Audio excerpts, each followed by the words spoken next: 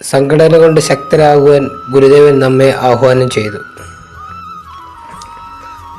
വർഷങ്ങളോളം കഠിനമായി കഷ്ടപ്പെട്ടും കടമെടുത്തും വിദ്യാഭ്യാസം ചെയ്ത നമ്മുടെ യുവാക്കൾ പഠനത്തിന് ശേഷം എന്തു ചെയ്യണമെന്നറിയാതെ അന്യനാട്ടിൽ കുടിയേറുന്നു.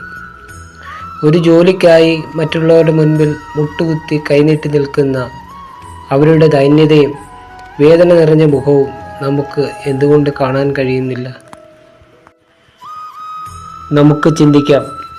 ശ്രീനാരായണ ഗുരുദേവൻ്റെ സംഘടന കൊണ്ട് ശക്തരാകുവാനുള്ള ആഹ്വാനം നമുക്ക് സ്വീകരിക്കാം. നമ്മുടെ യുവാക്കൾക്കായി നമുക്ക് സംഘടിക്കാം, കൈകോർക്കാം. അതിനുള്ള സമയമായി സഹോദരരെ.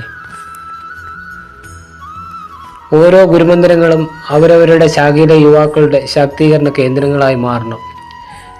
യുവാക്കളാണ് ഒരു സമൂഹത്തിൻ്റെ മുതൽക്കൂട്ട്. നമ്മുടെ സംഘടന കൊണ്ട് നമ്മുടെ മക്കളോ സഹോദരന്മാരോ ആയ അവർ ശക്തരാകുമ്പോൾ കൂടെ നമ്മളും ശക്തരാകുന്നു. നമ്മുടെ സംഘടന ശക്തമാകുന്നു. പഠനത്തിന് ശേഷം അവർക്ക് സ്വന്തമായി തൊഴിലിനോ ബിസിനസ്സിനോ എന്തുമാവട്ടെ അത് ആരംഭിക്കാനുള്ള ധനം സ്വരൂപിച്ച് അതാത് ശാഖകൾ അവർക്ക് നൽകണം.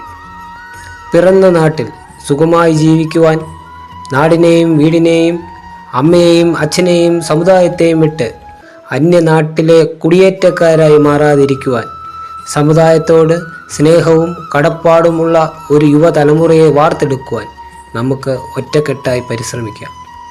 ഗുരുദേവനാമം ജയിക്കട്ടെ.